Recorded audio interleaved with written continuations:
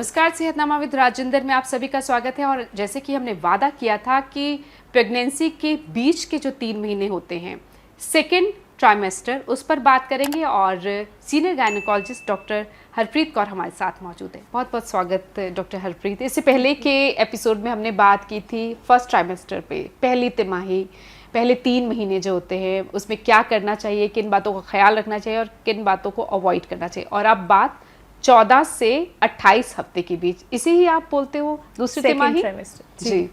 इसमें see this is a very important, इसमें second trimester क्यों इम्पॉर्टेंट है, इसमें एक तो सबसे पहले 2 टेस्ट कुछ इस तरह के हैं जो मैंडेटरी हैं करवाने।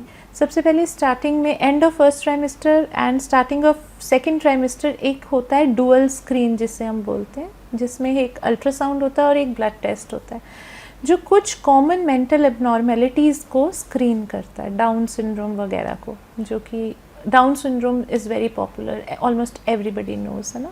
उसमें क्या होता है? उसमें डाउन सिंड्रोम में the baby is born with congenital malformations and mental retardation. It is the most common chromosomal abnormality, इसलिए हम वेगली ऐसा बोलते हैं कि ये टेस्ट जो है बहुत ज़रूरी है, बहुत ज़रूरी है समझाने के लिए, क्योंकि because once a baby is born with a syndrome the life becomes challenging for the baby, तो होती है पेरेंट्स के लिए भी। तो ये वो टेस्ट हैं, अगर अबनॉर्मल आते हैं तो उनको कंफर्म करके, these are basically the screening test. if they are positive, we go for a confirmatory test and then we advise abortion. Okay. So they are very important because अब ये test पहले जब down the line around 20 years back या 15 years back इतना ये syndromes और इतने सारे टेस्ट नहीं होते थे प्रेगनेंसी में, क्योंकि मैरिज टाइमली हुआ करती थी। The best age to get married is still around early 20s to 28, 22 to 25 is the best period of a female's life if you consider her reproductive potential. तो उसमें तो आजकल शादी होती नहीं है, आपकी तो आधी पढ़ाई भी नहीं हुई होती है ना। एंड अगर आप हायर एजुकेशन में चले जाते हो, suppose if you want to become a doctor, graduation post graduation करते हुए आप ऑलमोस्ट 30 years के होते हो। 30 के बाद जो होती है ना मैटरनल एज, वो हाई रिस्क हो जाती है और हर बीमारी का चांस माँ और बच्चे में ज़्यादा हो जाता है। तो जो 30 years से कम प्रेगनेंसी जितनी सेफ होती है ना, 30 के बाद उतनी नहीं होती।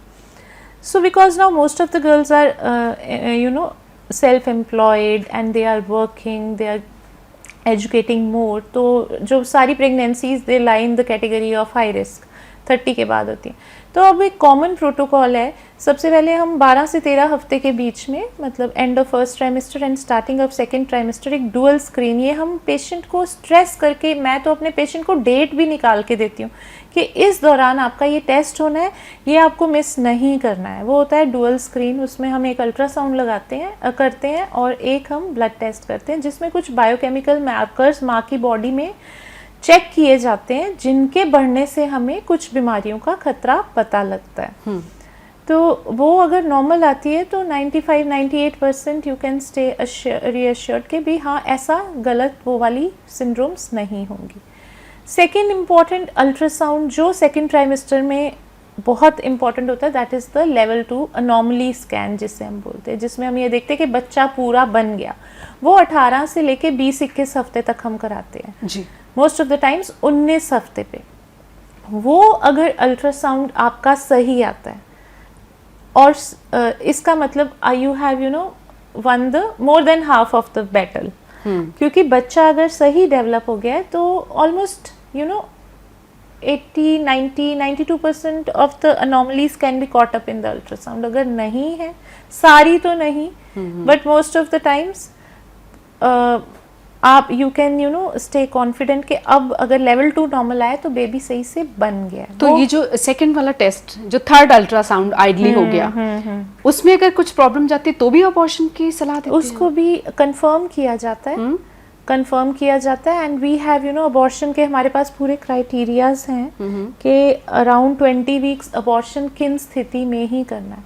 सो वो रेयरली ऐसी कंडीशंस आती हैं सामने, then we go for a repeat scan within a week, and उसमें भी वही प्रॉब्लम आती है, किसी और जगह से करा के देखते हैं फिर भी वो आती है, then we send the patient to a higher centre and we only advise abortion. It is only the right of the parents बिल्कुल टू डिसाइड कि उन्हें वो malformed बेबी रखना है या नहीं रखना है. अबॉर्शन हो जाता है. हो जाता है. अब तो 24 वीक्स तक भी कोई प्रॉब्लम निकलती है तो अबॉर्शन कराया जा सकता है. अच्छा, पहली तिमाही में फॉलिक एसिड दी और सेकंड में कुछ और सेकंड में हम नॉर्मली फॉलिक एसिड स्टॉप कर देते हैं और अब आयरन कैल्शियम स्टार्ट कर देते हैं. Basically we start with the iron calcium.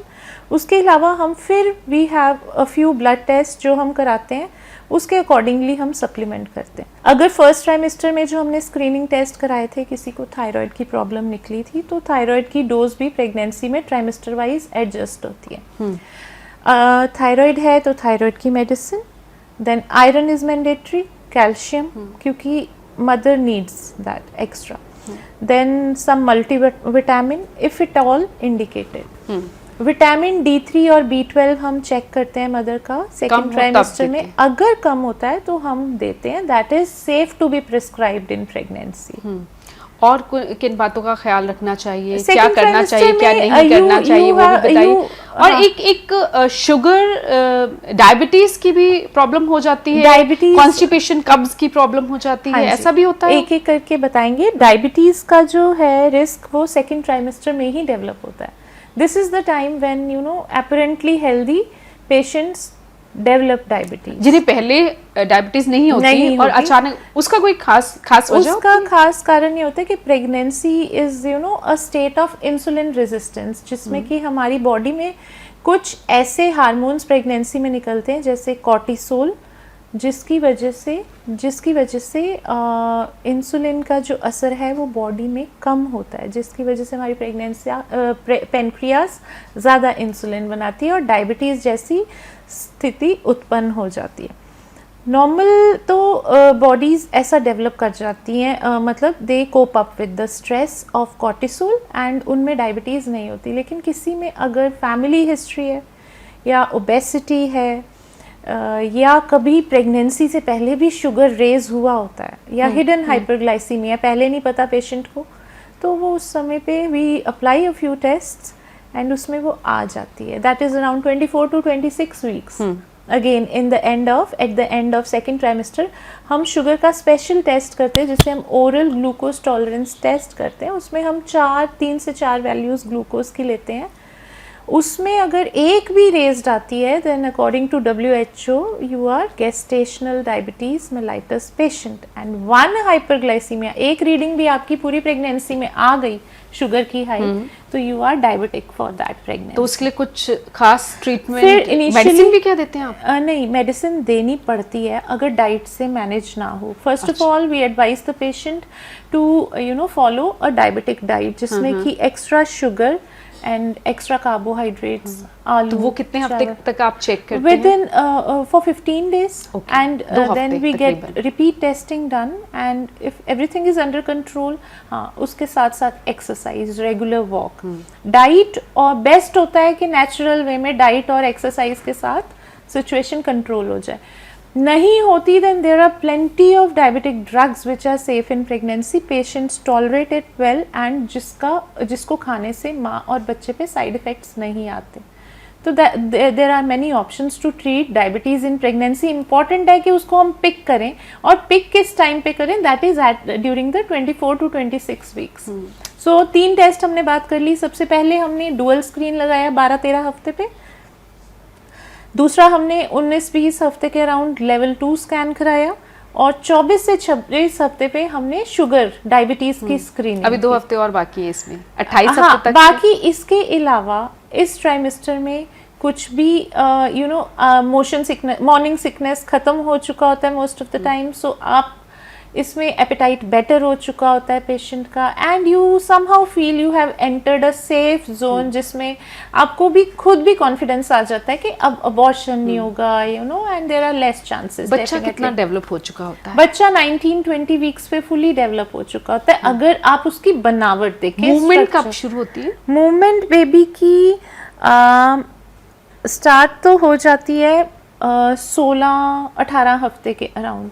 अगर किसी की फर्स्ट प्रेगनेंसी है तो कई बार you detect you because everything is new for you, तो पेशेंट्स को नहीं पता लगता बिकॉज इनिशियल जो बेबी मूवमेंट्स होते हैं they are so mild, they are just like you know little flicker. Sometimes जो सबसे कॉमन जो बच्चे की मूवमेंट होती है वो बच्चे की हिकअप होती है, हिचकी जिसे हम बोलते हैं। तो बच्चा जब माँ के अंदर हिचकी लेता है तो ऐसे you know the first time mother जो होती है उसको इतना आइडिया नहीं होता है, फिर वो रिट्रोस्पेक्टिवली या डॉक्टर के पास आती है तो कोई बताता है तो पता लगता है। तो मतलब मूवमेंट जो होती है वो 16 से सेकंड 18 ट्राइमेस्टर में ही शुरू होती है। 16 से 18 हफ्ते के अराउंड माँ को पता लगने लग जाता है कि अंदर एक लाइफ है, वो मूवमेंट फील होनी स्टार्ट हो जाती है।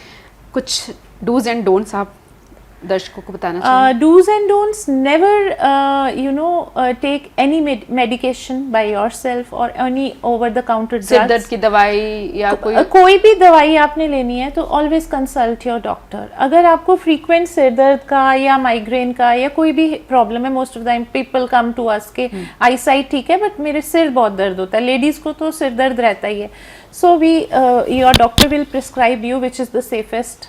Most of the time normal paracetamol is safe for all kind of aches and pains in pregnancy. उसके अलावा कोई भी एंटीबायोटिक या ड्रग हमें अपने डॉक्टर से पूछे बिना नहीं लेना है।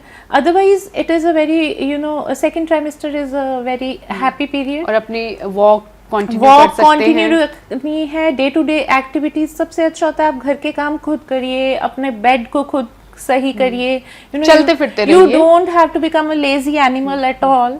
जितने आप एक्टिव रहोगे उतनी अनइवेंटफुल और अच्छी आपकी प्रेगनेंसी रहेगी। So try to remain as much physiological and natural as possible. बहुत बहुत शुक्रिया डॉक्टर हरप्रीत इस पूरी जानकारी के लिए। और अब अगले एपिसोड में आप ही से बात करेंगे अगले 3 महीनों के बारे में, यानी कि आखिरी ट्राइमेस्टर, थर्ड ट्राइमेस्टर के बारे में। सो सेहतनामा विद राजेंद्र के साथ बने रहिए। अगली तिमाही यानी कि लास्ट के जो 3 मंथ्स होते हैं प्रेगनेंसी के, आखिरी तिमाही, उसके बारे में अगले एपिसोड में बात करेंगे।